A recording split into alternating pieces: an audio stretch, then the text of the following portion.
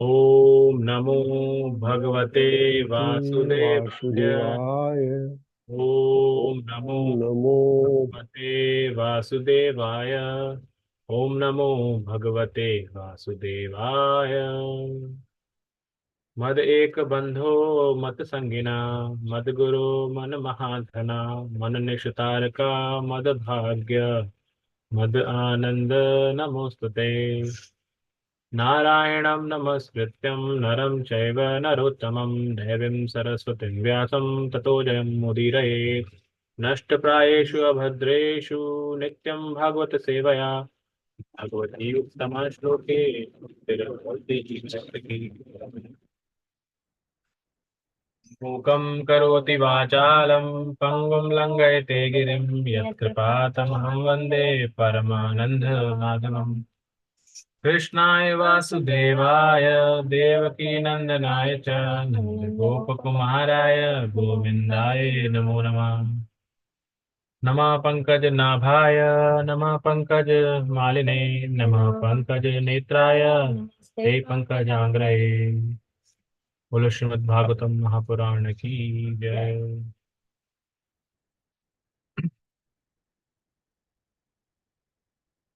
सही वक्त hand raise कर सकते हैं जो पढ़ना चाहते हैं हमेशा की तरह। हम श्लोक संख्या 30 पर हैं।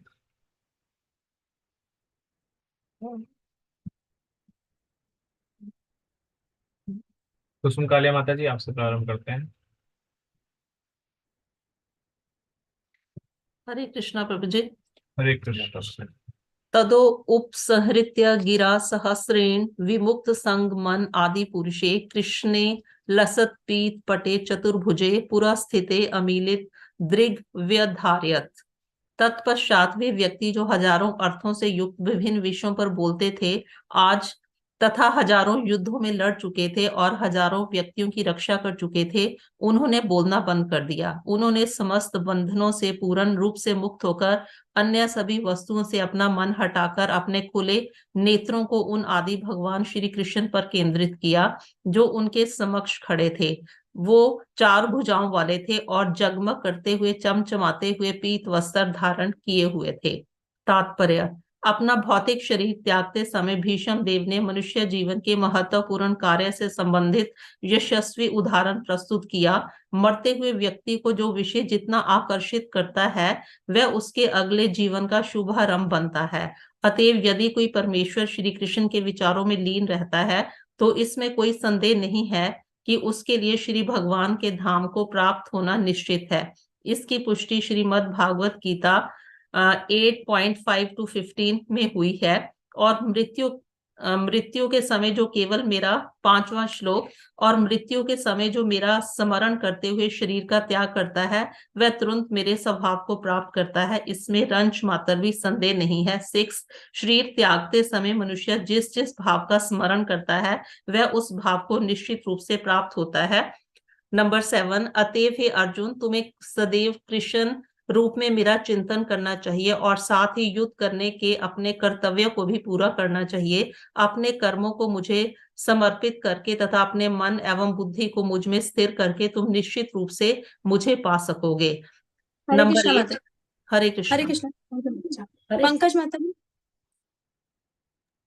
हरे कृष्णा माता जी। हरे हे कृष्णा। पार्थ हे पार्थ, जो व्यक्ति अपने मन को मेरा स्मरण करने में निरंतर लगाए रखकर अविचल भाव से पूर्ण पुरुषोत्तम भगवान का ध्यान करता है, वह अवश्य मेरे पास पहुंचता है। 9, मनुष्य को चाहिए कि परम पुरुष का ध्यान सर्वज्ञ, पुरातन, नियंता, लघुतम से लघुतर, सबके पालक, समस्त भौतिक बुद्धि से परे, अचिंत्य तथा नित्य पुरुष के रूप में करे। वे सूर्य के समान तेजस्वी हैं और दिव्य होने के कारण इस भौतिक प्रकृति से परे हैं। 10वां, मृत्यु के समय जो व्यक्ति अविचलित मन से योग शक्ति द्वारा अपनी प्राण वायु को भौमों के बीच में स्थिर कर लेता है और पूर्ण भक्ति के साथ परमेश्वर का स्मरण करता है, वह निश्चित रूप से पूर्ण पुरुषोत्तम भगवान को प्राप्त होता है। 11वां, जो वेदों के ज्ञाता हैं, जो ओंकार का उच्चारण करते हैं और जो सन्यास आश्रम के महान मुनि हैं, वे ब्रह्म में प्रवेश करते हैं। ऐसी सिद्धि की इच्छा करने वाला ब्रह्मचर्य व्रत का पालन करता है। अब मैं तुम्हें वह विधि बताऊंगा जिससे व्यक्ति मुक्ति लाभ कर सकता है। 12वां, समस्त क्षत्रिय क्रियाओं से विरक्ति को योग की स्थिति योग धारण कहा जाता है। इंद्रियों के समस्त द्वारों को बंद करके तथा मन को हृदय में और प्राण वायु को सिर के ऊपरी भाग में स्थापित करके मनुष्य अपने आप को योग में स्थापित करता है।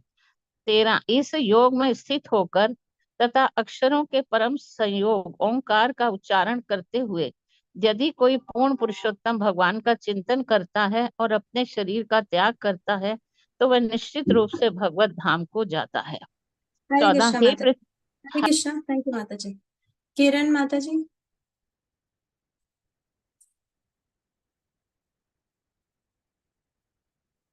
कुसुम माता जी पढ़ेंगे। कुसुम माता जी पढ़ चुके ना, कुसुम काली। किरण तिवारी माता जी, किरण तिवारी माता जी। वो नहीं है तो फिर जयप्रकाश प्रभु जी पढ़ेंगे। हरे कृष्णा माता जी। एक किरण तिवारी। यस माता जी पढ़ेंगे।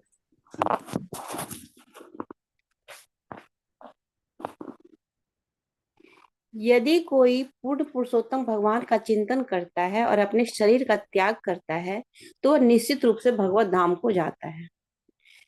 14, हे हरे पृथापुत्र। कृष्णा माता जी। हरे कृष्णा माता जी। 3 पढ़ अच्छा रही थी, ठीक है 13 ठीक है भी ठीक था। है पढ़िए। 14 से शुरू कर। 14 से, हे पृथापुत्र, जो अनन्य भाव से निरंतर मेरा स्मरण करता है उसके लिए मैं सुलभ हूँ, क्योंकि वह मेरी भक्ति में निरंतर प्रवृत्त रहता है। महापुरुष जो भक्ति योगी हैं मुझे प्राप्त करने के पश्चात कभी भी इस दुखों से पूर्ण क्षणिक जगत में नहीं लौटते, क्योंकि उन्हें परम सिद्धि प्राप्त हो चुकी होती है। श्री भीष्मदेव को इच्छानुसार शरीर त्याग करने की सिद्धि प्राप्त थी और मृत्यु के समय अपने समक्ष अपने अभीष्ट श्री कृष्ण को पाकर वे धन्य थे। अतः उन्होंने अपने खुले हुए नेत्र उन पर टिका दिए। वे अपने प्रगाढ़ प्रेम के कारण श्री कृष्ण को दीर्घ काल तक देखना चाह रहे थे। चूंकि वे शुद्ध भक्त थे अतः उन्हें योग की विशद क्रियाओं की आवश्यकता नहीं थी।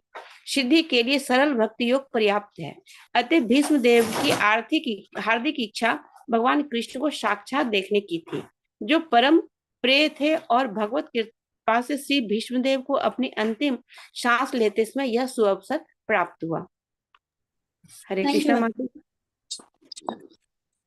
तो इसमें जैसे हम देख पा रहे हैं कि यहाँ पर जो भगवत गीता के श्लोक कोट किए हैं वो भगवत गीता चैप्टर 8 के 5th श्लोक से 15 श्लोक तक यहाँ पे बताया है। एक एक श्लोक का अर्थ यहाँ पर बताया गया। तो उसमें और उससे पहले आप सभी से प्रश्न है, आप सभी को मुझे बताना है कि क्या आप किसी भगवान के भक्त को जानते हैं जिसने मृत्यु के समय भगवान में ऐसे ध्यान लगाया?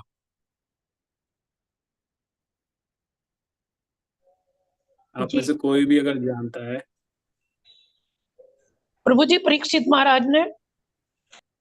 परीक्षित महाराज ने, और भगवान प्रकट हुए थे उनके सामने ऐसे? नहीं, प्रकट तो नहीं हुए। और कोई ऐसे ही? अच्छा, एक और कोई? प्रभु जी भीष्म पितामह। भीष्म पितामह तो पढ़ ही रहे हैं माता जी। यस, और उनके अलावा? ध्रुव महाराज। मृत्यु के समय भगवान का प्रकट हुए उनके तो। प्रहलाद महाराज के सामने। प्रहलाद महाराज की मृत्यु नहीं थी, भगवान ने दर्शन दिए लेकिन मृत्यु के समय नहीं थे, बालपन में ही थे वो तो। हाँ। तो ये प्रश्न की क्यों मैंने प्रश्न किया ये, क्योंकि ये प्रश्न हमें इस बात का उत्तर देता है। हाँ बोलिए। सॉरी माता जी।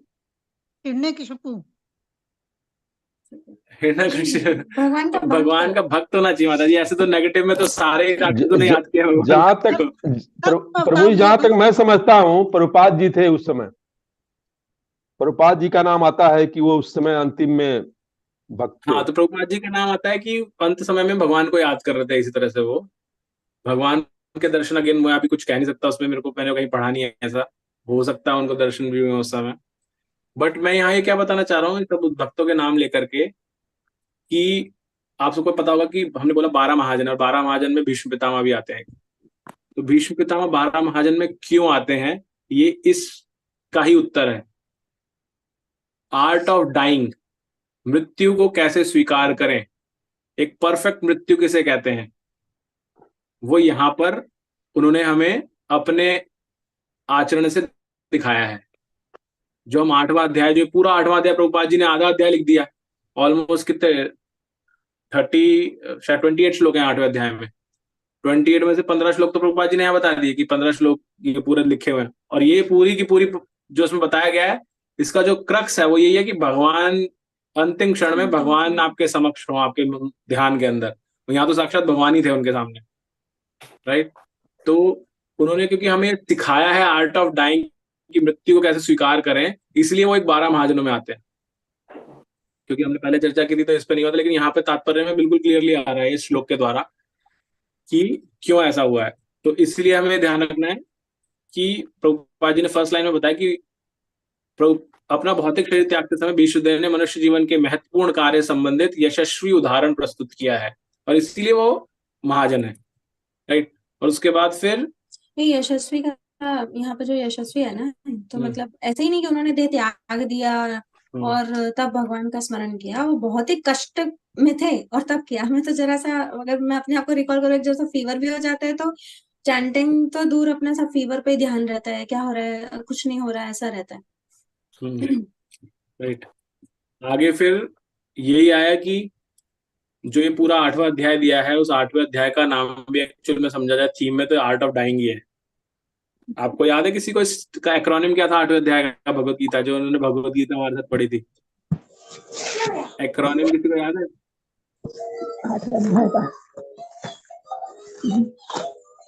भगवत गीता के सारे 18 अध्याय के एक्रोनिम किए थे,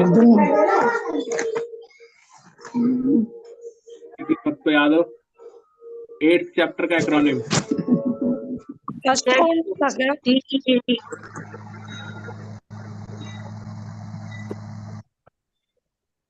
गॉड। 8वें अध्याय का पापा ने प्रभु जी तुक्का ही है। हाँ, नहीं तुक्का नहीं मारना। डेड प्रभु जी, हरे प्रभु जी, कृष्ण। डेड सुदर्शन डेड चक्र प्रभु जी। Dead dead. अरे माता जी, आप तो लेटेस्ट में ही हो, अभी भागवतम में ही हो आप। हम भगवत गीता की बात कर रहे हैं। भगवत गीता के एक्रोनिम किए थे ना हमने, आपको याद है? वो एक कृष्णा प्रभु जी, वर्ड डैड। पूरा याद किए थे चैप्टर। वो नहीं याद। हाँ हाँ, प्रभु जी, डेड था ना। EAD। तो वो ये बताता है, वही इस थीम है, आर्ट ऑफ डाइंग इस अध्याय की थीम है, जो यहाँ पर ये श्लोक आए हैं पूरे। तो इसका मेजर थीम क्या है कि मरते वक्त, मृत्यु के समय मनुष्य के मन में या उसके जो भाव होते हैं, जो जिस विषय की ओर आकर्षित होता है, जो विषय सोच रहा होता है, भगवान उसको अगले जन्म में वही उसी तरह का शरीर प्रदान करते हैं, ताकि वो अपना जो अपनी इच्छा है उसको पूर्ण कर सके, मृत्यु के समय की इच्छा को, राइट। इससे रिलेटेड हमने काफी स्टोरीज भी पढ़ी थी, कि डिस्कस भी की थी, राइट। तो हम उस पर नहीं चर्चा करेंगे, अभी हम आगे बढ़ेंगे कि यहाँ पर ये जो श्लोक आए हैं इनमें क्या बताया गया है। तो जो 5th श्लोक है उसमें दिया है कि मृत्यु के समय जो केवल मेरा स्मरण करते हुए शरीर को त्याग करता है। तो ऐसा तो बहुत पॉपुलर कौन सा श्लोक है? कथा है ये अंतकाले च मामेवस मां स्मरण मुक्त्वा कलेवरम या प्रयाति और यहाँ पे समद्भावम्। बहुत क्लियरली भगवान बोलते हैं कि इसमें रंच मात भी संदेह नहीं, कोई डाउट ही नहीं रखना चाहिए इस बात। तो भगवान ने भगवत गीता में बहुत सारे प्रॉमिसेस किए हैं, बहुत सारे ऐसे कंफर्मेटरी स्टेटमेंट दिए कि भाई इसमें तुम सोचो ही मत।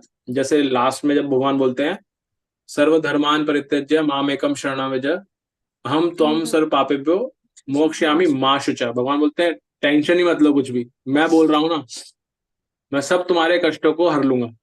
तो इस श्लोक में भी 8.5 में भगवान ऐसे बोलते हैं, अगर तुम मृत्यु के समय मेरा ध्यान कर रहे हो, मेरा स्मरण कर रहे हो, तो तुम मुझे ही प्राप्त करोगे। इसमें थोड़ा सा भी डाउट मत करना, मतलब चिन्ना सा भी रंच मत, मतलब बिल्कुल जरा सा भी डाउट मत करना इस चीज के ऊपर कि क्या पता प्राप्त होंगे नहीं होंगे, क्या होगा। और हम लोग अक्सर ऐसा क्या करते हैं कि हमें ऐसा होता है कि मैं इतना कुछ कर रही हूँ, पता नहीं क्या होगा, सच में भगवान ऐसा करेंगे क्या?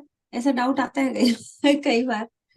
जबकि भगवान तो बार बार ऐसे ही कहते, संदेह मत करो, सब मुझ पे छोड़ दो। नेक्स्ट श्लोक में भगवान उसी से रिलेटेड श्लोक बताते हैं कि मान लीजिए आप भगवान को स्मरण नहीं कर रहे, तो फिर भगवान नेक्स्ट श्लोक में बताते हैं कि उस समय जो भी व्यक्ति स्मरण कर रहा होता है वो उसी भाव को निश्चित रूप से प्राप्त करता है जो वो सोच रहा होता है, राइट। तो ये एक इम्पॉर्टेंट है, इसलिए इसलिए उसको सोचते रहना, मतलब आप क्या उस टाइम सोच रहे हैं वो इम्पोर्टेंट है। मुझे बताना चाह रहे थे इसमें। तो ये जो श्लोक है, इस श्लोक से रिलेटेड किसी को कुछ कथा याद है? हमने क्या चर्चा की थी 8.6 पे?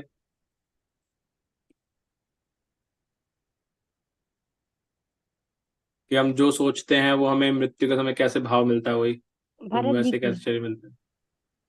कथा। जड़ भरत की, राइट, जी, जड़ भरत की कथा है। तो जड़ भरत के बारे में हमने देखा कैसे वो सब छोड़ देते हैं, लेकिन एक हिरन में आसक्त हो जाते हैं, तो अंत समय में वो फिर सबको छोड़ने के बाद भी वो हिरन बन जाते हैं, और नेक्स्ट जन्म में उन्हें जब पता चलता है तो वो सब छोड़ करके रहते हैं, वापस से फिर मनुष्य योनि मिलती है उनको, फिर वो किसी चीज से भी आसक्ति नहीं रखते। तो ये एक इम्पोर्टेंट है इसलिए। पर उन्हें तो ये ज्ञात होता है, उन्हें अपना पिछला जन्म याद होता है कि उन्होंने क्या किया और क्या करके उनको नेक्स्ट बर्थ मिला है ऐसा। पर हमें तो ऐसा कुछ भी नहीं होता। वो अगेन भगवान की कृपा थी उसके ऊपर इस तरह की। फिर इसी तरह से भगवान आगे के श्लोक में बताते हैं कि कैसे तुम्हें, ये सारे श्लोक है ना बहुत इंपॉर्टेंट, अगर आप इनको पढ़ेंगे, जैसे नेक्स्ट श्लोक में आता है, तात्पर्य तुम भी अपना स्वरूप ने कर्तव्य करते समय तुम हमेशा मेरा चिंतन करो, जब तुम ऐसा करोगे तो तुम मुझे तो इस श्लोक में हमें क्या पता चलता है 8.7 से कि आप जो मर्जी कर रहे हो, ऐसा नहीं है कि आपको सब छोड़ना है, आप जो मर्जी कर रहे हैं उसको करते हुए आपको भगवान को ध्यान रखना है। ये बहुत इंपॉर्टेंट श्लोक है। तस्मात् सर्वेषु कालेषु माम अनुस्मर युद्ध च मयि अर्पिता मनोबुद्धि मामे वेश संशय, कि आप अपना कर्म करते रहो। और कर्म कैसे करना है, जो हम बार बार बोलते हैं, भगवान को सेंटर में रख के। सेंटर में रखने का मतलब क्या है कि आप जो कुछ कर रहे हैं कि वो कर्म का फोकस भगवान से होना चाहिए, जो यहाँ भगवान ने बताया है 7th पॉइंट के अंदर। सदैव कृष्ण रूप में मेरा चिंतन करना चाहिए, और साथ ही युद्ध करने के अपने कर्तव्य को पूरा करो। जब अपने कर्मों को मुझ पर समर्पित कर दोगे तो, और मन बुद्धि मेरे में स्थिर करोगे, तो तुम निश्चित रूप से मुझे पाओगे। तो वो लास्ट स्टेज तक जाने का फॉर्मूला यहाँ बताया है कि आपको पूरा जीवन कैसे बिताना है, तो यहाँ बताया गया इसके अंदर, राइट। अगेन भी है कि जो अपने मन को मेरे स्मरण करने में निरंतर लगाए रखकर अविचल भाव से पूर्ण पुरुषोत्तम भगवान का ध्यान करता है, वह अवश्य मेरे पास पहुंचता है। Almost similar. तो इसी तरह से हम फिर 9 श्लोक में भगवान ने बताया कि अलग अलग स्वरूप में कैसे भगवान का ध्यान दिया जा सकता है। फिर 10th और 11th में आता है जो अलग अलग योग सिद्धि जिनको प्राप्त होती है, वो कैसे अपने अपना जो मन है उसको कहाँ पर बोहों के बीच में स्थिर करते हैं, और किस तरह से अपने प्राण को त्यागते हैं। इस अध्याय बहुत ही इंटरेस्टिंग चैप्टर है। इसके अंदर भगवान ने बहुत अलग अलग चीजें बताई हैं। इवन ये भी बताया कि कौन से काल में त्यागना, जैसे हम कल बात करते हैं ना, सूर्य उत्तरार्ध में आ जाता है तब त्यागने से क्या होता है, दक्षिणार्ध में जाता है तब क्या होता है, जब कृष्ण पक्ष आता है तब क्या होता है, जब शुक्ल पक्ष आता है तब क्या होता है। तो ये सारी चीजें भगवान ने उसमें बताई हैं। इसमें इंपॉर्टेंट क्या है, भगवान जो लास्ट का सेकंड लास्ट श्लोक है ना, 14th चैप्टर 14 श्लोक, 14 श्लोक वो एक इंपॉर्टेंट श्लोक है। अनन्य भाव से, तो वो श्लोक इस चीज को दर्शाता है कि भगवान को हमेशा हमें कैसे याद करना है। अनन्य चेता सततम यो माम स्मृति नित्यश तस्याम सुलभ पार्था नित्य युक्त योगिना। भगवान यहाँ पर ये बता रहे हैं कि कैसे जब हम भगवान का निरंतर स्मरण करते हैं तो भगवान उसके लिए सुलभ हो जाते हैं। एंड अगेन जब भगवान ये बोल रहे हैं ना, अब जैसा 8.5 में भगवान ने क्या बताया, फिर पढ़ेगा एक बार दोबारा से 8.5 में भगवान ने क्या बताया, अंत काले च मामेव स्मरन् मुक्त्वा कलेवरम यः प्रयाति समद्भावं याति नास्त्यत्र संशयः। तो ये संशय शब्द है ना, ये इंपॉर्टेंट है, जो हमने पहले भी चर्चा की। भगवान ने कहा बिल्कुल रंज मात्र भी इसमें संदेह मत करो कि तुम्हें मैं प्राप्त नहीं होऊंगा। लेकिन हम फिर भी क्या करते हैं, अरे ऐसा हुआ तो क्या मुझे याद नहीं आया लास्ट मिनट में भगवान, तब क्या होगा मेरा, उस जगह ये संशय ना आए, इसको कॉन्फिडेंस देने के लिए ये 8.14 श्लोक है। भगवान यहाँ क्या बता रहे हैं 8.14 में, कि जब कोई अनन्य भाव से निरंतर मेरा स्मरण करता रहता है, उसके लिए मैं सुलभ हो जाता हूं। सुलभ होने का अर्थ क्या है, कि बेशक आप भूल जाएं भगवान को उस समय, लेकिन भगवान, क्योंकि भगवान परमात्मा रूप में आपके अंदर विराजते हैं और भगवान ही सब ज्ञान दीप जलाते हैं, तो भगवान अंदर से याद दिलाएंगे, तूने पूरी जीवन मेरे ऊपर मुझे स्मरण किया है, अब इस समय तू मुझे भूल रहा है, याद कर। तो भगवान जैसे ही वो याद दिलाएंगे तो हमें ध्यान आ जाएगा एकदम भगवान का। एक बहुत छोटा सा एग्जाम्पल है इसका, जैसे हम कल भी चर्चा कर रहे थे, गजेंद्र मोक्ष की कथा हम पढ़ते हैं। गजेंद्र की कथा में क्या है, जब हम कल बात करते हैं ना, हमें शास्त्र पढ़ते रहना चाहिए, याद रहना रहे। गजेंद्र के साथ ऐसे होता, पूर्व जीवन में उसने पढ़े होते हैं शास्त्र सारे, प्रार्थनाएं पढ़ी होती है भगवान को उसने।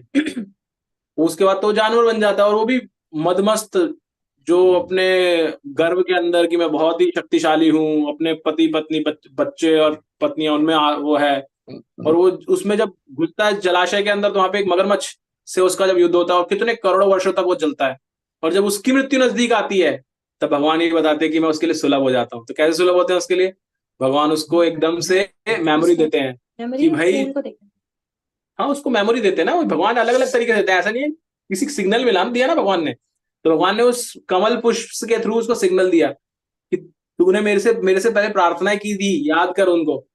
तो उन प्रार्थनाओं की वजह से उस कमल को उठा के वापस से उन प्रार्थनाओं को दोहराने लगता है जो उसने पूर्व जन्म में की थी। तो और उससे भगवान उससे प्रसन्न हो जाते हैं, वापस दिया भगवान ने, और वो भगवान को कोई ऑफर किया उसने, वापस भगवान प्रसन्न हो गए। अगर हम अभी भी देखें ना अपनी लाइफ में, हमने जो बचपन में अपनी प्रेयर्स जो स्कूल में कभी की होगी, वो हमें काफी टाइम तक याद होती है, क्योंकि रिपीटेडली हम करते रहते हैं ना स्कूल्स में प्रेयर्स और सब चीजें। तो हमें बचपन क्या, अपने बुढ़ापे में भी अपने सब जो बच्चे होते हैं उनको बताने में हमें बिल्कुल एकदम रिकॉल हो जाती है सारी चीजें, ऑल्दो हम डेली उसको ऐसे रिवाइज नहीं करते। तो इसलिए भगवान बताते हैं हमें इसमें कोई भी संशय नहीं होना चाहिए कि अगर हम भक्ति कर रहे हैं और तो क्या पता हमें लास्ट मोमेंट पे याद आएगा नहीं आएगा, तो याद तो आएगा, बस हमें ध्यान क्या रखना है, अनन्य करनी है, कि कॉन्टिन्यूस होनी चाहिए, उसमें ब्रेक नहीं होना चाहिए कि आज मेरा मन कर रहा आज की और अगले दिन नहीं करी, तो निरंतर होनी चाहिए भक्ति भगवान की। वो है। देन उसके बाद जो नेक्स्ट श्लोक आता है वो भी इंपॉर्टेंट है, और इसके बाद का भी इंपॉर्टेंट जो इसमें दिया नहीं है, 8.15 और 8.16। तो भगवान 8.15 में क्या बताते हैं कि ये जगत जो है ये दुखालय है, ये वहीं से आता है निकल के श्लोक के अंदर, ये जगत है दुखालय, और इस दुखालय से निकलने के लिए ये श्लोक जो आता है एग्जैक्टली आता है, माम उपेत्य पुनर्जन्म दुखालय अशाश्वतम। तो जब बार बार बोलते हैं दुखालय है जगत और अशाश्वत है, अशाश्वत टेम्परेरी है, और हम इसमें पुनर्जन्म लेते रहते हैं बार बार।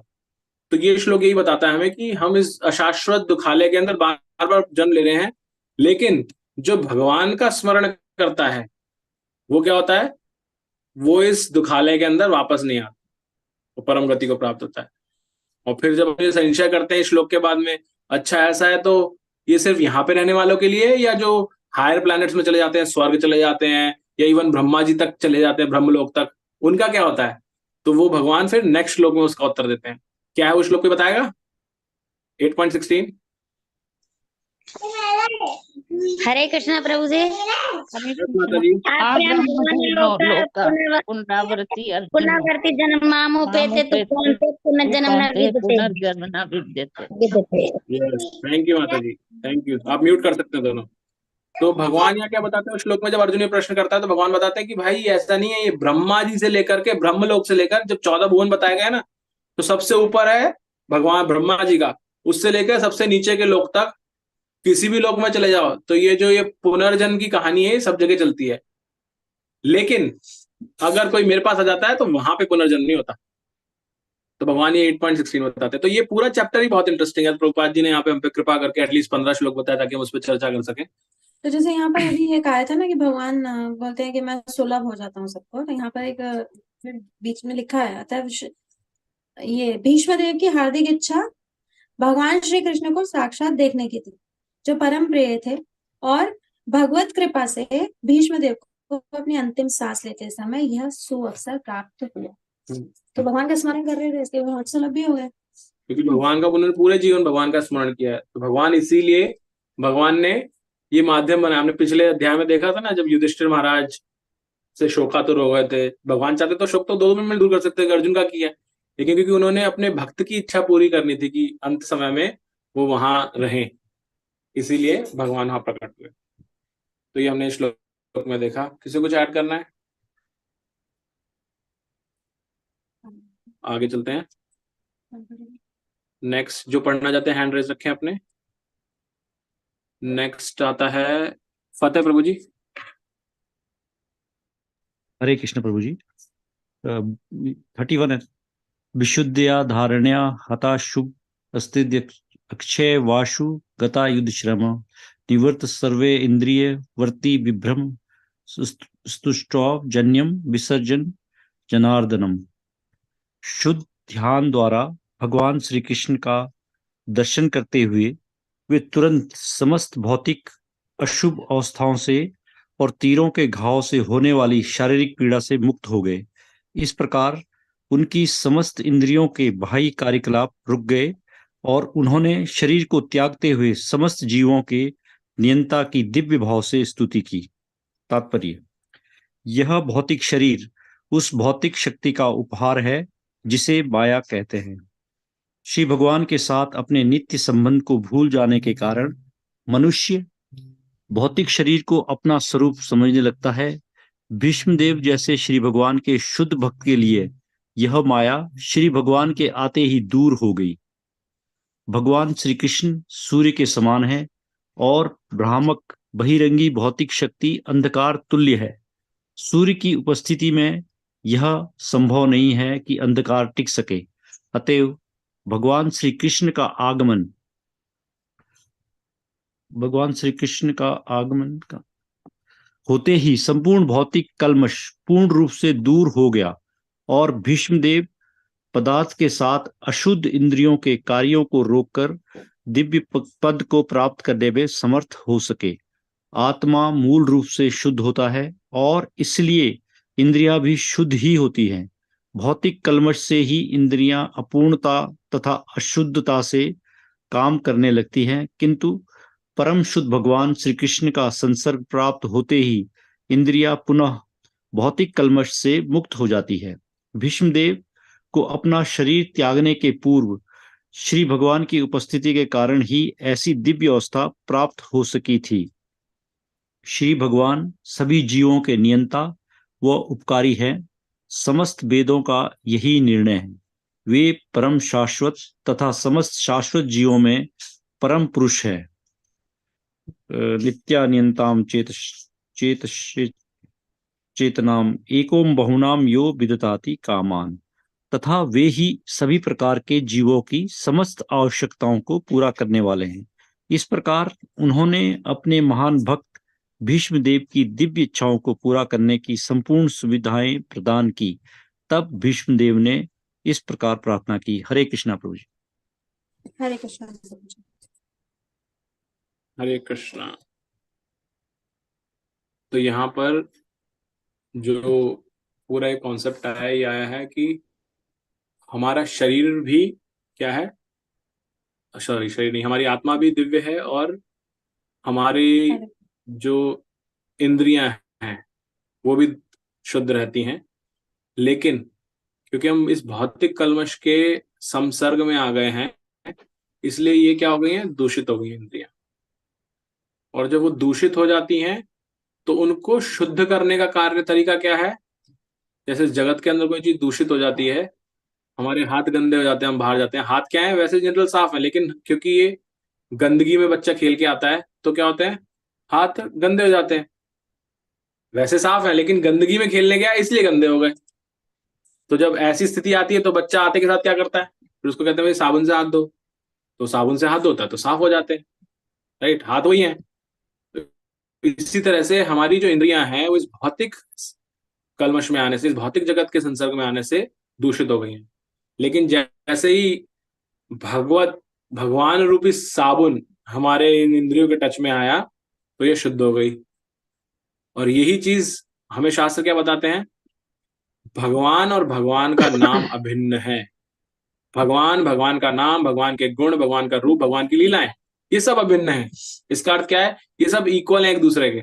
ऐसा नहीं है कि ये भगवान के हैं इसलिए वो कम है। भगवान में ये विशेषता है, हमारा नाम और हम में अलग, हम में भिन्नता है, राइट? कि मैं गौरव हूं, मेरी जो शक्ति है वो मेरे नाम में शक्ति नहीं है, क्योंकि नाम तो और लोगों के भी हैं ऐसे। लेकिन भगवान का क्या है? भगवान के उस नाम में भी वही शक्ति है जो भगवान के अंदर शक्ति है, इसलिए उसे अभिन्न बोला जाता है। तो इसलिए हमारे आचार्य बताते हैं, जहां कहीं भी भगवान के बारे में बताया जा रहा है ना, उस स्थिति के अंदर अगर आप भगवान का नाम भी रख देते हैं ना, तो उसमें भी उतनी पावर है, क्योंकि वो अभिन्न है। तो यहाँ क्या बताया गया? क्योंकि भगवान साक्षात उनके समक्ष प्रकट हो गए थे, इसलिए उनकी भौतिक कल्मश दूर हो गए इंद्रियों के। तो अगर आप यहाँ पे बहुत अच्छा एग्जाम्पल दिया ना कि श्री भगवान सूर्य के समान है और भ्रामक बहिरंगी भौतिक शक्ति अंधकार तुल्य।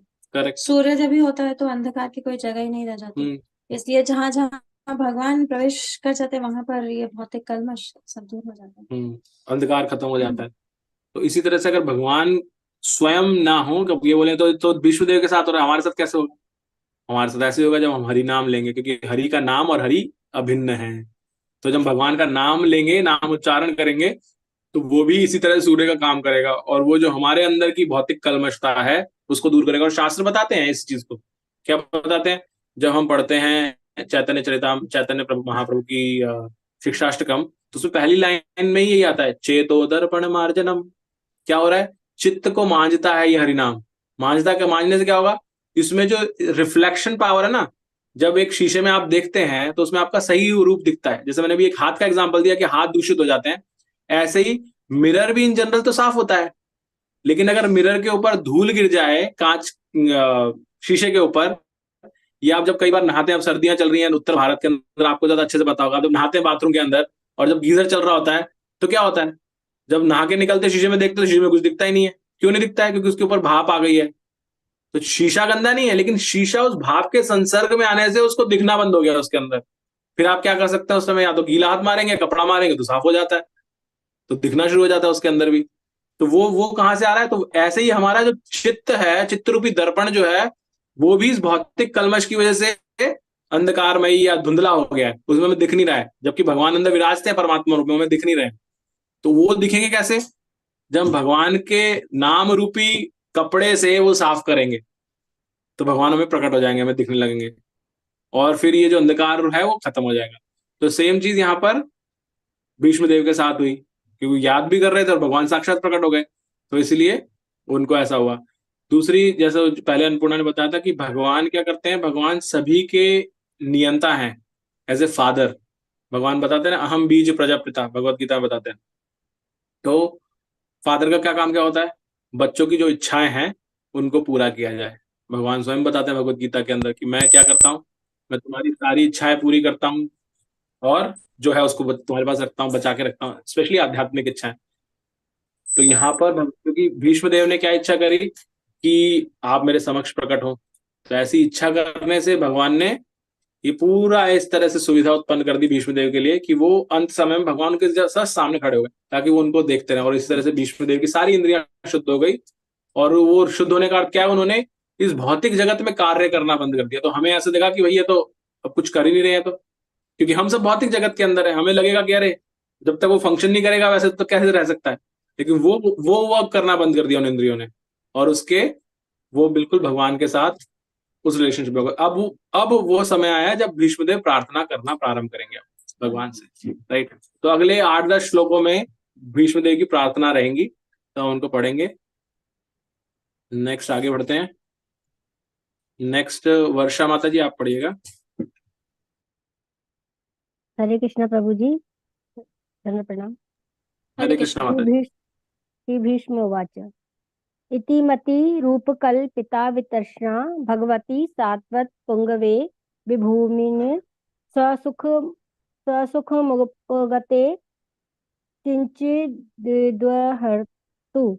प्रकृतिमयेषु यद्भव प्रवाह।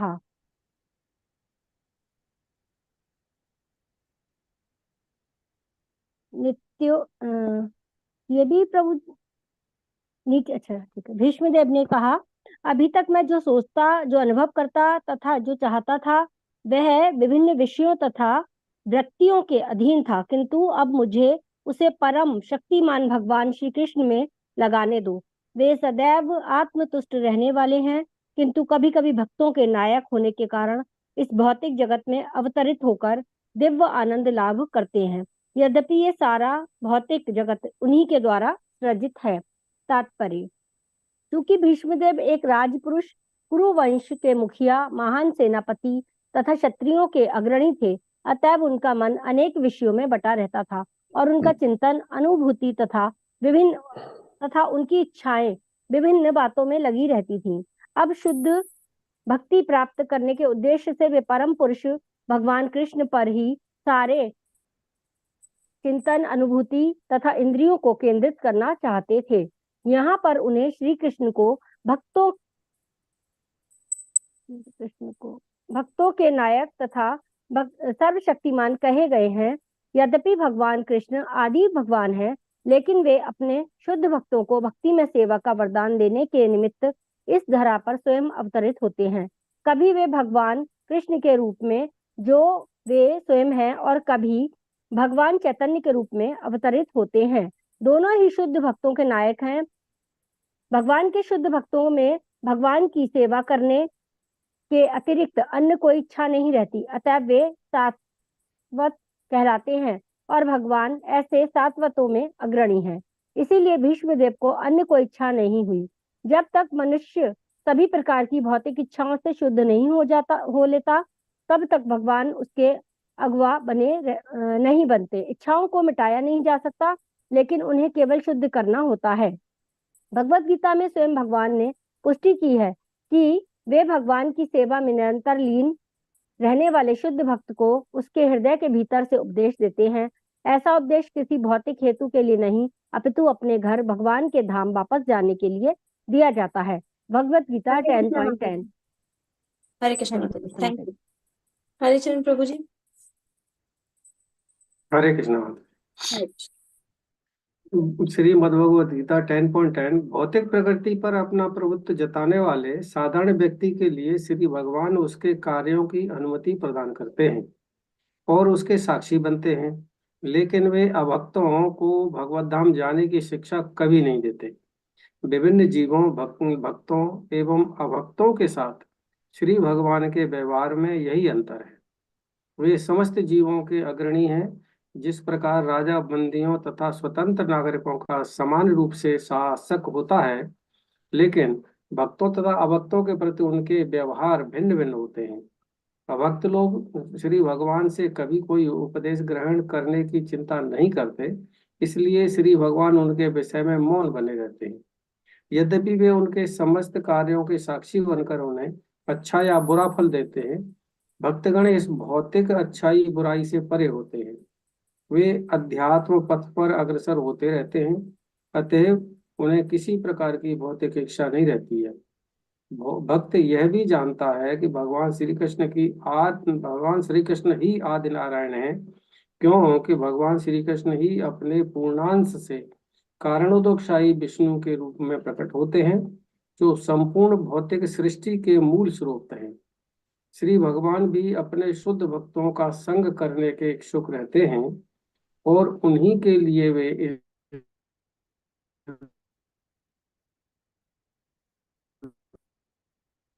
धरा पर अवतरित होकर उन्हें आनंद प्रदान करते हैं। तब उन्हें विभु या सर्वशक्तिमान कहा गया है, क्योंकि वे प्रकृति के नियमों से कभी नहीं बनते हैं।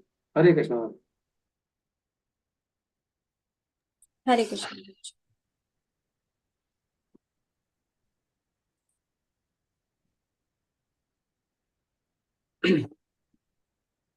तो यहाँ पर स्टार्टिंग में पहले ये बताया गया कि भीष्मदेव क्योंकि हर समय अपनी पोजीशन की वजह से उसमें एंगेज ज्यादा रहते थे, जबकि वो भगवान का ध्यान भी करते थे, लेकिन पूर्णतः ध्यान में नहीं रह सकते थे। जो हमने बताया ना कि भाई कर्म भी करना है, तो कर्म की वजह से उसमें एंगेज थे, वो क्षत्रिय थे।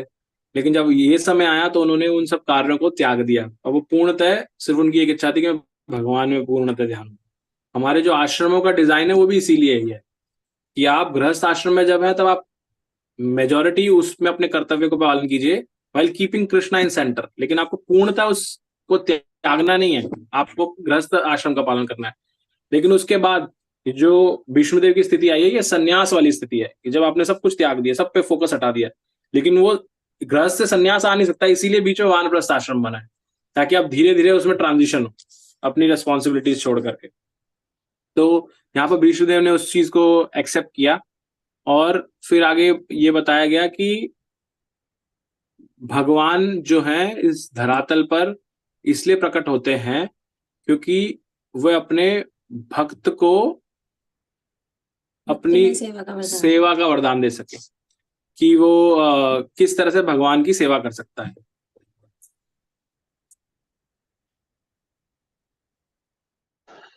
दूसरी चीज भगवान ये बताया ना कि भगवान श्री चैतन्य महाप्रभु के रूप में अवतरित होते हैं, और भगवान इसीलिए आते हैं इस धरा पर कि हम भक्तों को सेवा दे सके और हमें वापस ले जा सके। तो इसमें इम्पोर्टेंट चीज ये आई है साथ में कि भगवान का जो शुद्ध भक्त होता है उसमें कोई भी इच्छा नहीं होती भगवान की सेवा करने के अलावा।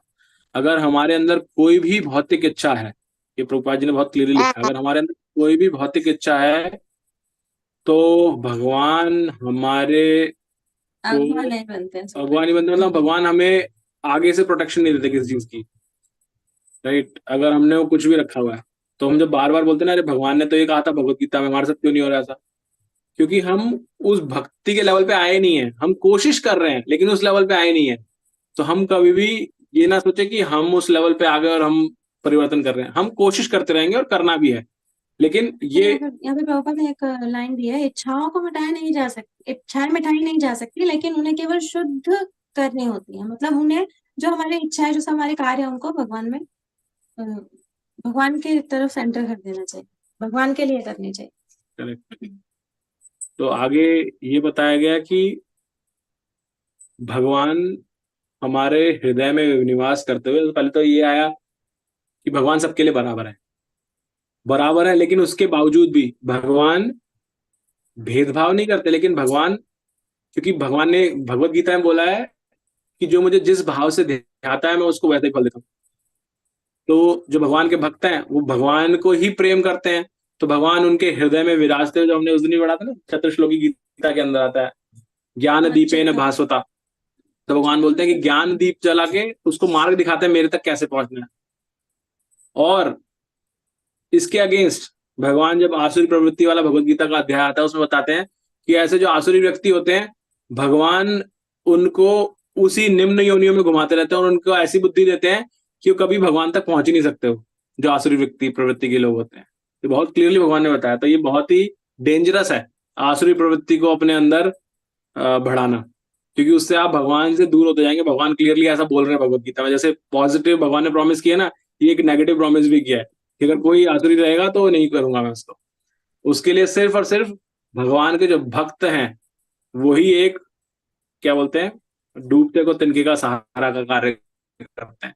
कैसे आसुरी व्यक्ति को सिर्फ भगवान के जो भक्त हैं, क्योंकि भगवान क्या बोलते हैं कि हम भक्त पराधीन हो, तो भगवान अपने भक्तों के पराधीन है। तो भगवान उस पर कृपा नहीं दिखते, लेकिन भगवान के भक्त जब उस पर कृपा करते हैं तो भगवान भी कहते हैं अच्छा मेरे भक्त ने कृपा किया, चलो फिर मैं इसलिए तुम्हें माफ करूं।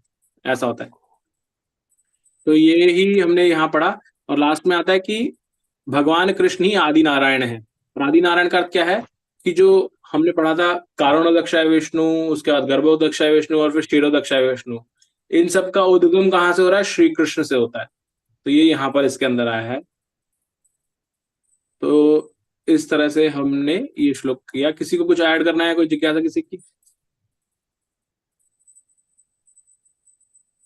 ओके, नहीं है तो एक श्लोक और लेते हैं हम, 33। यहाँ पे एक लास्ट में लाइन आई है, श्री भगवान स्वयं की इच्छा से प्रकट होते हैं, वे प्रकृति की परिस्थितियों से बाध्य नहीं होते। बिल्कुल। अतएव उन्हें विभु या सर्वशक्तिमान कहते हैं। ये प्रकृति के नियम से कभी भी नहीं बनते। भगवान पे कोई नियम लागू नहीं होता। जैसे राज्य का जो राजा होता है वो नियम बनाता है अपनी प्रजा के लिए, लेकिन कभी ऐसा होता है कि राजा को बोला जा रहा है आपने नियम बनाए थे, आप क्यों नहीं फॉलो कर रहे इसको? राजा के लिए नहीं है वो नियम, नॉर्मल लोगों के लिए, हम सब के लिए, लेकिन राजा के लिए नहीं होता। हमारे लिए इतने हजार नियम है, लेकिन राजा के लिए, फॉर एग्जाम्पल आज के जमाने में अगर प्राइम मिनिस्टर बोले, प्रेसिडेंट बोले, उसके लिए उन सब नियमों में एक्सेप्शन है, वो सब बाहर है, उससे हटके हैं। राइट। तो नेक्स्ट श्लोक बढ़ते हैं। नेक्स्ट श्लोक में कल्पना माता जी आप पढ़िएगा। हरे कृष्णा प्रभु जी। हरे कृष्णा। त्रिभुवन कमनम तमाल वर्णम रवि कर गौर वरांबरम दधाने वपुर लक कुलावृतान नाब्जम विजय सखे रति रस्तु में अनवद्या।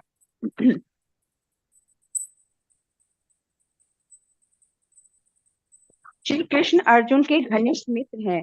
वे इस धरा पर अपने दिव्य शरीर सहित प्रकट हुए हैं, जो तमाल वृक्ष सदृश नीले रंग का है। उनका शरीर तीनों लोकों, उच्च, मध्य तथा अधोलोकों लोक में हर एक को आकृष्ट करने वाला है। उनका चमचमाता पीतांबर तथा चंदन चर्चित मुख कमल मेरे आकर्षण का विषय बने और मैं किसी प्रकार के फल की इच्छा न करूं।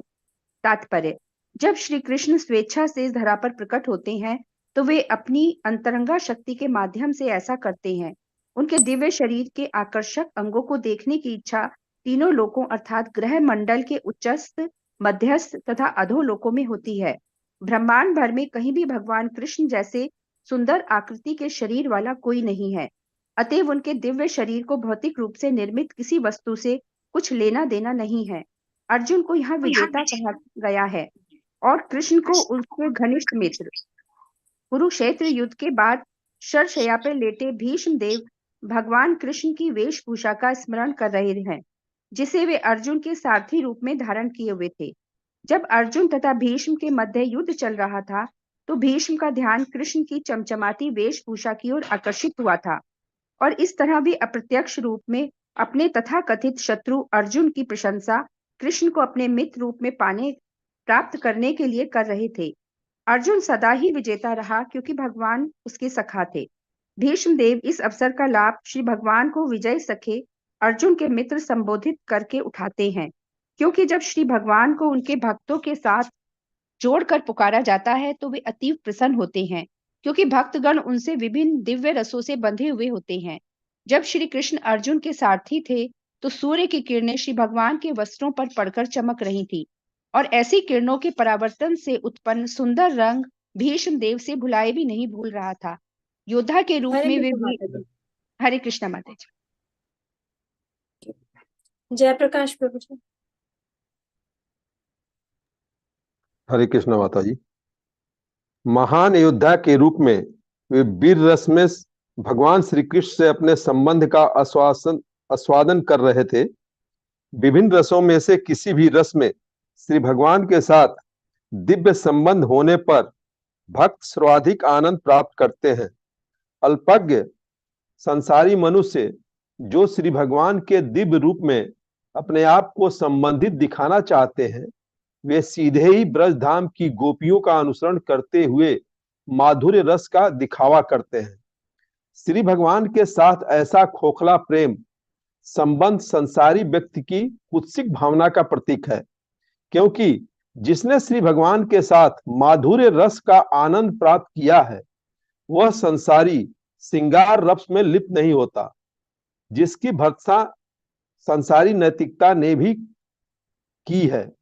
श्री भगवान के साथ प्रत्येक जीव का नित्य संबंध कर्मानुसार विकसित होता है।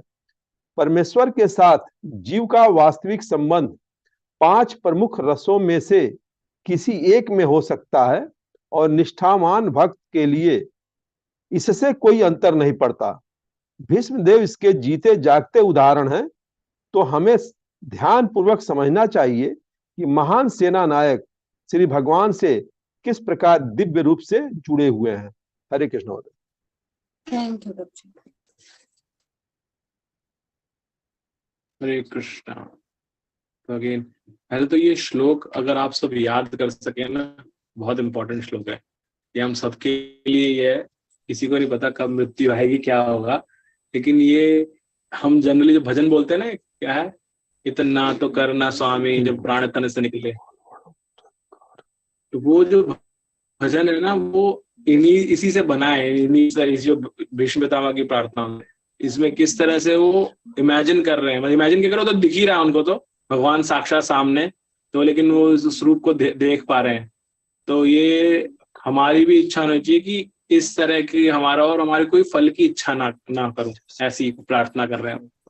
दूसरा इसमें इम्पोर्टेंट क्या आता है कि भगवान इतने आकर्षक हैं, इतने आकर्षक है, उनके समान कोई है ही नहीं और आकर्षक, और सारे लोगों में वो ही सबसे ज्यादा आकर्षक है। इसलिए कृष्ण नाम का अर्थ भी यही है, सर्वाकर्षक। एक बार प्रभुपाद जी की एक ऐसे कुछ कथा भी आती है कि एक शायद फ्लाइट में कहीं जा रहे होते हैं प्रभुपाद जी, तो वहां पर उनके साथ जो भक्त होते हैं वो किसी के लिए बोलते हैं, कोई न्यूज़पेपर या मैगजीन में फोटो आई होती है किसी स्त्री की, और बोलते हैं कि प्रभुपाद जी देखिए कितनी सुंदर है ये, इनको मिस यूनिवर्स ऐसे मिस वर्ल्ड बनाया गया। तो प्रभुपाद जी हंसते हैं, तो उससे क्या हो प्रभुपाद जी, तो प्रभुपाद जी बताते हैं कि ये देखिए इस जगत के अंदर आप इसको सबसे सुंदर बता रहे हैं, तो बस ये सोचिए कि भगवान कृष्ण कितने सुंदर होंगे जिन्होंने इसको बनाया है। तो ऐसे प्रभुपाद जी हर क्षण हर समय सिर्फ कृष्ण से कनेक्ट करते हैं हर चीज को, वो है। दूसरा यहाँ बताया गया कि भीष्म पितामह जो हमारे 5 रस होते हैं भगवान के साथ आस्वादन करने के लिए, साख्य रस, वीर रस जो भी भीष्म पितामह का था, माधुर्य रस, अपना ये कौन सा था माता पिता वाला, मैं नाम भूल उसका क्या रहता है, वात्सल्य रस, करेक्ट। और कौन सा रस बच गया अभी? 3 हो गए। दास से साख्य, वीर, माधुर्य और वात्सल्य। हाँ, तो ये 5 रस हैं इस तरह से।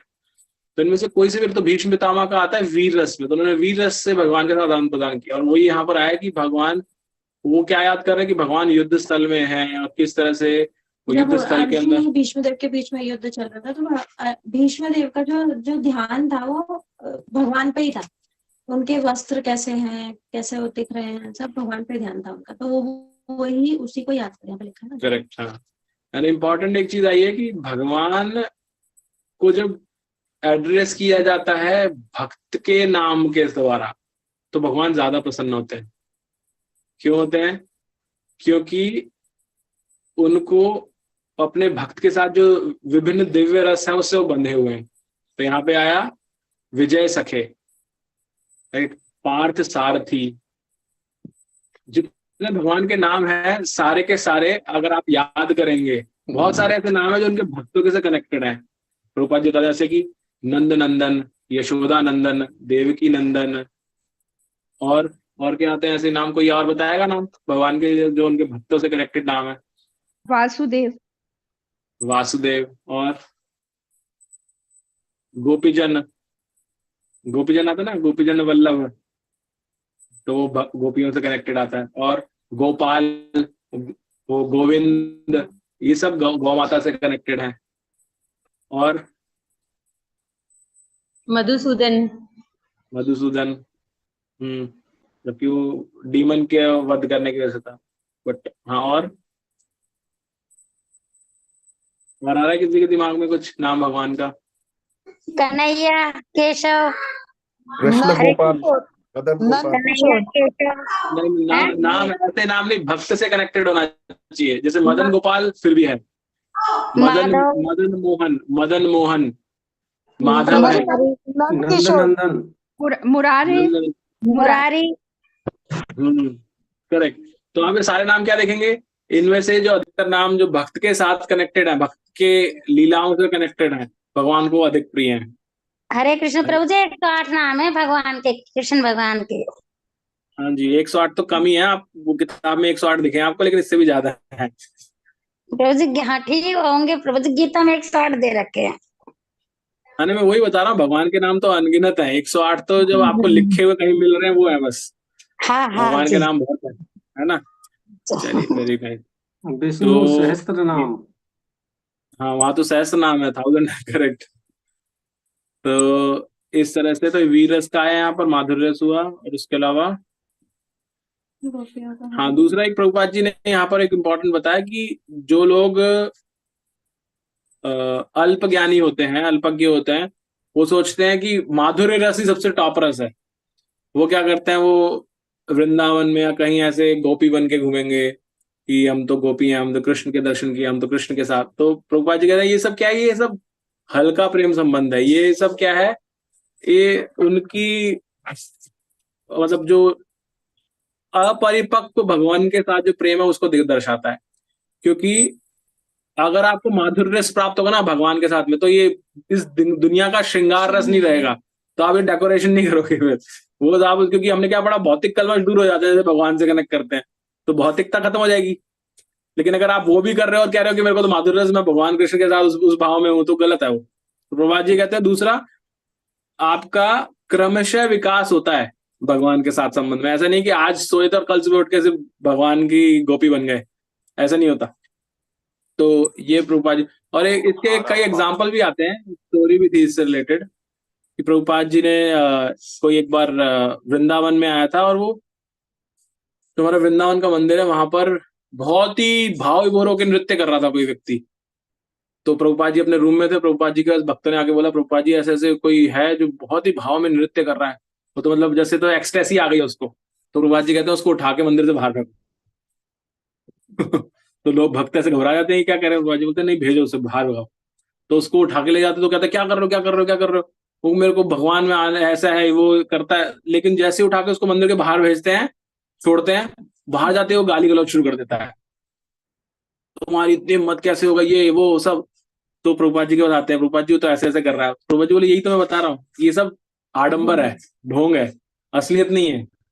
असलियत जिसके साथ होगी वो दिखाएगा ही नहीं, वो ऐसा कुछ करेगा ही नहीं सबके सामने शोशेबाजी, वो आराम से अपना भगवान में लीन हो जाएगा। जो हमारे षड गोस्वामी हैं, ऐसे बहुत सारे आचार्य हैं, वो भगवत प्रेम में रहते थे हर समय, लेकिन वो कहीं भी आडंबर नहीं करते थे कुछ भी।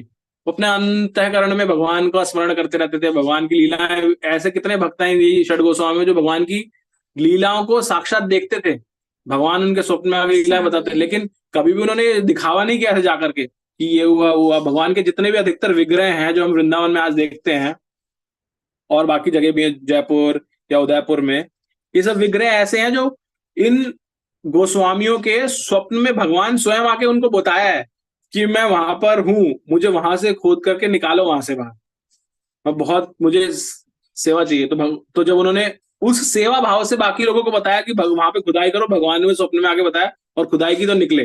तो ऐसे थे जो हमारे गोस्वामी थे विशेष तौर पर। तो ये भारी आर्टिफिशियल कुछ नहीं करना चाहिए हमें। तो यहाँ इस तरह से हम इस श्लोक को समाप्त करते हैं। किसी को कुछ ऐड करना है या कोई जिज्ञासा हो तो अभी ले सकते हैं। ओके, नहीं है तो कल से फिर हम प्रभुपाद, परसों हम प्रभुपाद लीला 2 दिन अब हम प्रभुपाद लीलामृत पढ़ेंगे। हरे कृष्णा प्रभु जी। का मैंने मैसेज देखा था, वो पीडीएफ चाहिए था आपको, राइट? जी जी, हाँ, मैं वो भेजता हूँ प्रभु जी। मैं भी खुद वेट कर रहा हूँ, मेरे को भी नहीं मिली है, सच्चाई तो ये है। अच्छा तो मेरे पास जैसे ही आएगी मैं आपके साथ ग्रुप में शेयर करता हूँ। आपने जिक्र किया था इसलिए मैंने कहा कि हाँ, नहीं मैं बिल्कुल आपको वो पॉइंट में काफी पढ़ा। बड़ा है प्रभु जी, उसको डाउनलोड होने में थोड़ा समय लग रहा है, तो हम डिफरेंट मोड ट्राई कर रहे हैं कैसे वो डाउनलोड हो जाए। ठीक है, जैसे आएगी मैं ग्रुप में शेयर करूंगा। हरे कृष्णा। यस सीता माता जी। हरे कृष्ण प्रभु जी, वो से पीडीएफ बना के डाल दें क्या अपने इसमें, थोड़े थोड़े जितने पेज पढ़े जाएंगे? हाँ मेरे पे माता जी वो वही करने वाला, हाँ वही करने वाला माता जी। यस जी जी जी। हरे कृष्णा प्रभु जी, ये हरे कृष्ण थोड़ा प्रभु। सा मैं ना लेट ज्वाइन कर रही थी, अगर शॉर्ट में अगर आप ये प्रार्थना मुझे बता दें, जो भीष्म देव जी की प्रार्थना है। हाँ माता जी, सरल ये शब्दों में। अगेन इस चैप्टर की रिकॉर्डिंग भी आपको मिल जाएगी। उसके अलावा अच्छा। अगर आप भागवतम का श्लोक नंबर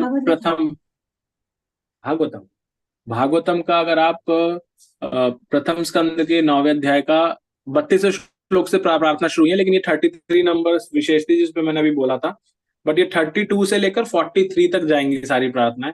तो आप वहां से अच्छा। पढ़ सकते हैं, उनके मीनिंग पढ़ेंगे तो आपको बहुत ही अच्छा लगेगा और आप कनेक्ट कर सकते वो हैं। हाँ जी, पीडीएफ तो मैंने खोल के रखा है, पीडीएफ तो मैं देख रही थी, हाँ बट मुझे आपके शब्दों में थोड़ा सा जानता, कोई नहीं, मैं पढ़ के फिर अगर नहीं समझ में आता है तो मैं हाँ पूछती बिल्कुल हूँ फिर बिल्कुल। प्रभु जी। रिकॉर्डिंग होगी, आप रिकॉर्डिंग भी सुन सकते हैं। जी जी जी जी। ओके माता जी। हाँ जी, हरे कृष्णा धन्यवाद प्रभु जी। हरे कृष्णा। यस प्रभु जी। यस मैं ये प्रभु जी, कह हरे रहा कृष्णा। था कि इसमें जो 12वां लाइन था, इसको जरा डिटेलिंग कर सकते हो तो कर दीजिएगा। समस्त इंद्रिय कौन सा क्रियाओं प्रभु जी? से, हरे कृष्णा प्रभु जी। हाँ प्रभु जी। हाँ, जो इसमें जो 8.4 8 5 15, हाँ 8.12 जो था, हाँ समस्त इंद्रिय क्रियाओं से व्यक्ति को योग की स्थिति कहा जाता है। इंद्रियों के समस्त द्वारों को बंद करके तथा मन को हृदय में और प्राण आयु को सिर के ऊपरी भाग में स्थापित करके मनुष्य अपने आप को योग में स्थापित करता है। इसको जरा सा अगर इस योग की स्थिति को एक बार क्लियर करेंगे अरे प्रभु जी, तो इसमें क्या है, इसके अंदर भगवत गीता की सारी जो छठा अध्याय है, पहले तो छठा अध्याय ध्यान योग आता है जिसमें इसी तरह की चीज बताई है, और उसी योगी के लिए आगे बताया गया है कि किस तरह से वो कार्य करता है ये। तो आप अगर एक्चुअल भगवत गीता के श्लोक को पढ़ेंगे ना, तो उसमें बताया गया कि कैसे वो योगी कार्य। अच्छा, ठीक है प्रभु जी, ठीक है प्रभु जी। एक सेकंड प्रभु जी, थोड़ा सा नेटवर्क की दिक्कत होगी। आवाज आ रही है मेरी अभी? हाँ हाँ, आ रही है। हाँ, तो वो भक्त, ये विशेष तौर पर ध्यान योगियों के लिए बताया गया। ये वाला जो बीच में 2 श्लोक आते हैं ना, ये कि ध्यान को बोहों के बीच में लगाना, ये सब करना। अगर आप इसी अध्याय का भगवत गीता का 27-28 श्लोक पढ़ेंगे ना, वहां पे भगवान ये बताते हैं कि जो मेरे भक्त हैं, जो मेरे भक्ति में लग्न है व्यक्ति, उसको इन सब चीजों में पढ़ने की जरूरत नहीं है। किन चीजों में? बोहों को यहाँ लगाना, सब द्वारों को बंद करना, मस्तिष्क में लाना प्राणवायु को, या फिर ये उत्तरार्ध में जाएगा, या फिर जब शुक्ल पक्ष आएगा तब। तो ये सब क्योंकि पूरे अध्याय में यही बताया। फिर लास्ट में भगवान ये बताते हैं कि मेरे भक्त को वेदों की से जो प्राप्त होता है, या यज्ञ करने से जो प्राप्त होता है, दान देने से जो प्राप्त होता है, जो भी पुण्य है, ये सब चीजें करने की है, इन सब के बिना मेरी सिर्फ भक्ति करने से सब मिल जाता है ये। तो मेरे भक्त इन सब चीजों में कंफ्यूज नहीं होते कि इन सबको करूंगा तभी होगा। सिर्फ सिंपल उनके लिए फॉर्मूला है कि मेरा स्मरण करो, सिंपल, बस। हरे कृष्ण प्रभु जी। यस हरे कृष्ण। तो फिर भीष्म पितामह ने क्यों उत्तरायण को देखा? वो तो साक्षात भगवान देख रहे थे, जान रहे थे कृष्ण भगवान साक्षात परम विष्णु हैं और सारी भक्ति में हर तरह से परिपूर्ण थे, फिर भी वो उत्तरायण का रास्ता देख रहे थे। हाँ माता जी, ये जो है ना, सब ये भगवान के पार्षद हैं। इसलिए उनको क्या बताया, महाजन बताया कि भगवान को प्राप्त करने के अलग अलग मार्ग हैं। उसमें से एक मार्ग है जो उन्होंने आकर के हमें प्रैक्टिकली करके बताया कि कैसे करना है। तो जो ये भगवान ने बताया, तो हम ये नहीं कह रहे कि वो मार्ग गलत है, वो मार्ग भी है, लेकिन भगवान ये बताते हैं कि ये सब योगी जो है ना उनके लिए है, लेकिन जो मेरा भक्त है, जो मेरे सिंपल मार्ग को अपनाना चाहता है, उसके लिए भी सुलभ है ये चीज। वो उस मार्ग को अपनाएगा तो इजीली वो कर सकता है। तो इसलिए जो हमें प्रभुपाद जी बताते हैं वो यही, इस इवन अगर आप भगवत गीता को ही देखेंगे ना, इस श्लोक को पढ़ेंगे, इस श्लोकों को तो वो उसमें यही आता है। मे बी अगर मैं आपको हो सकता है दिखाता हूँ आपको, इस श्लोक खोल के जो मैं बता रहा हूँ। एक सेकंड होल्ड कीजिएगा। नहीं, मेरे कहने का मतलब ये था कि भीष्म पितामह तो सबसे बड़े भक्त थे और साक्षात कृष्ण उनके सामने थे। नहीं, सब ऐसा नहीं कह सकते कि सबसे बड़े भक्त थे। भीष्म पितामह भी भक्त थे, भगवान के अनन्य भक्त हुए ना अलग अलग, और सबने एक ही रूप में भक्ति थोड़ी ना की भगवान की। भगवान ने अलग अलग रूप में भक्ति की है। अब अर्जुन भी भक्त थे, तो क्या अर्जुन ने भी ऐसे वेट किया कि जब उत्तरार्ध में आएगा तभी प्राण त्यागूंगा? ऐसा तो नहीं हुआ, राइट? हाँ, तो भगवान अलग अलग भक्तों से जो लीलाएं कर अपनी लीलाओं में भाग दिलवाते हैं, वो ये दिखाते हैं कि क्या अलग अलग मार्ग है मुझ तक पहुंचने के। जी, ऐसा है उनके साथ में। देखिए मैं अभी स्क्रीन शेयर अच्छा, करता हूँ। इसीलिए शायद जो है हाँ, वो 18वां का जो 6वां श्लोक है इसी पे है। हाँ, सर्वधर्मान परित्यज्य, करेक्ट। हाँ, तो 18 का 66 देखिए, ये है सर्वधर्म परित्याग। 8.27। हाँ, सर्वधर्मान परित्यज्य मामेकं ये शरणं देखिए 8.27, इसमें ये आता है कि उत्तरार्ध और दक्षिणार्ध, फिर शुक्ल पक्ष और कृष्ण पक्ष। तो यहाँ पे क्या आता है, हे अर्जुन, यद्यपि भक्त इन दोनों मार्गों को जानते हैं। कौन से दोनों मार्ग? ये उत्तरार्ध और दक्षिणार्ध प्लस शुक्ल पक्ष कृष्ण पक्ष, फिर भी वे मोहित नहीं होते, इसलिए सदैव भक्ति में स्थित रहो। तो ये भगवान यहाँ यही बता रहे हैं कि उनको कंफ्यूज नहीं होना कि क्या करना है, आप सिंपल भक्ति का फॉर्मूला अपनाओ। गुड, ठीक है जी। बिल्कुल बिल्कुल धन्यवाद बिल्कुल, प्रभु जी। क्लियर हो गया प्रभु। धन्यवाद। तो कल से हम प्रभुपाद लीलामृत प्रारंभ करेंगे, तो सभी भक्त पूरे उत्साह के साथ आइए, बहुत आनंद आने वाला है। और उसको पढ़ने में प्रभुपाद जी की पूरी कथा वो एकदम स्टोरी फॉर्म में रहेगा, उसमें इतना ज़्यादा एक्सप्लेनेशन नहीं रहेगा। हम जस्ट सभी पढ़ने की कोशिश करें, उसको पढ़ते जाएंगे छोटे छोटे, उसमें स्टोरीज फॉर्म में प्रभुपाद जी का पूरा जीवन चरित्र है उसके अंदर। ठीक है, ओके, कोई जिज्ञासा नहीं है तो आइए हरे कृष्ण महामंत्र और वैष्णव प्रणाम मंत्र बोल के विराम देते हैं आज की कक्षा को। हरे कृष्णा कृष्णा कृष्णा हरे हरे, हरे राम राम राम हरे हरे। वांछा कल्पतरुभ्यश्च कृपा सिन्धुभ्येव च पतितानां पावनेभ्यो वैष्णवेभ्यो नमो नमः। अनंत कोटि वैष्णव वृंद की जय। श्री